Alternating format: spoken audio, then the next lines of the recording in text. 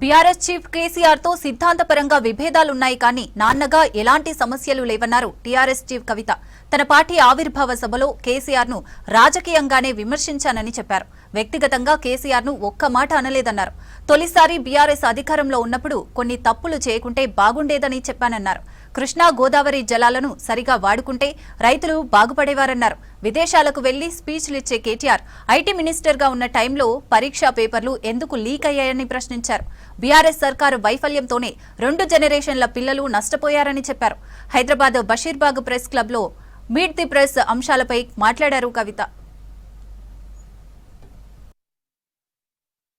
BRS party అధ్యక్షులు గౌరవనీయులు పెద్దలు కేసీఆర్ గారిని క్రిటిసైజ్ చేసిన తప్పితే మా నాన్న కేసీఆర్ని నేను తిట్టలేదు.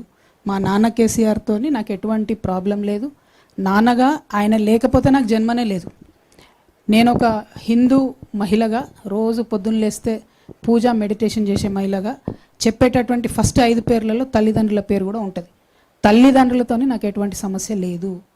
బీఆర్ఎస్ పార్టీ అధ్యక్షులు కేసీఆర్ గారితో ఖచ్చితంగా నాకు ఐడియాలజికల్ విభేదాలు ఉన్నాయి. మొన్న విమర్శించిన, రేపు కూడా విమర్శిస్తా. తప్పు చేస్తే నేను తప్పు చేస్తే అట్లనే బీఆర్ఎస్ పార్టీ వాళ్ళు కూడా నన్ను విమర్శించవచ్చు. నేను వ్యక్తిగతంగా ఒక మాట కూడా అనలేదు. బీఆర్ఎస్ పార్టీ ఫస్ట్ వచ్చినటువంటి ప్రభుత్వంగా వారు కొన్ని పనులు చేసి ఉంటే తెలంగాణకు బాగుండేది. తెలంగాణలో తొట్టతొలి ప్రభుత్వంగా ఏర్పడ్డటువంటి బీఆర్ఎస్ ప్రభుత్వం ఏదైతే కృష్ణా గోదావరి నదుల నీళ్లను కరెక్ట్గా వాడుకొనగలిగి ఉంటే మన రైతన్నలకు వారు అధికారంలో ఉన్న 10 సంవత్సరాలలో 2,50,000 కోట్ల రూపాయల సంపద డైరెక్ట్గా రైతులకు అందేది.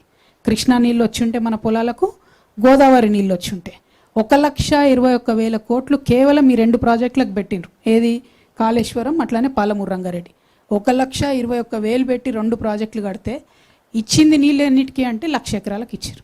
నేను దాన్ని క్రిటిసైజ్ చేసిన. బీఆర్ఎస్ పార్టీ అధ్యక్షుడిగా ఖచ్చితంగా వారిని క్రిటిసైజ్ చేసిన, ఇవాళ చేసిన, రేపు కూడా చేస్తాను. ఎందుకంటే ఆ last opportunity cost only for farmers is 2.5 lakh crores. ఆ సంపద డైరెక్ట్గా మా రైతన్నల జేబులకు పోయేది, అది పోయింది. ఇంకొకటి లాస్ట్ ఆపర్చునిటీ కాస్ట్లో మొత్తం 2001 నుంచి 2014 దాకా తెలంగాణ రాష్ట్రం వచ్చే వరకు కొట్లాడినటువంటి యువకులకు ఉద్యోగ అవకాశాలు ఇవ్వకుండా ఒక 10 సార్ల పేపర్ లీక్ అయ్యి అంత పెద్ద ఐటీ మినిస్టరు, అన్ని దేశాలకు పోయి స్పీచ్లు ఇచ్చే ఐటీ మినిస్టర్ కేటీఆర్ గారు ఉండంగా టీసీఎస్ లాంటి కంపెనీతో మాట్లాడుకొని ఫుల్ ప్రూఫ్గా మనం ఎగ్జామ్స్ పెట్టలేమా అండి? టోఫెల్ వేటటంతో మాట్లాడుకొని పెట్టలేమా? జిఆర్ఈ వేటటంతో మాట్లాడుకొని పెట్టలేమా? ఎట్లా ఫెయిల్ అవుతుంది? మన గ్రూప్ 1 ఎందుకు ఫెయిల్ అవుతుంది? 10th క్లాస్ పరీక్షల పేపర్ ఎందుకు లీక్ అవుతుంది? ఆ ఫెయిల్యూర్ వల్ల ఇప్పుడు ఏమైంది? ఇవాళ రేపు ఉన్న ఫాస్ట్ జనరేషన్లో ఎవ్రీ 7 years కొత్త జనరేషన్ వస్తుంది. 10 years లేదు ముందులాగా. అంటే తెలంగాణ రాష్ట్రం వచ్చినాక ఫస్ట్ 10 ఏళ్ళు, ఇప్పుడు ఈ కాంగ్రెస్ ప్రభుత్వంలో వచ్చిన 2.5 years చూసుకుంటే 2 generations ఉన్న పిల్లలు లాస్ అయినరు.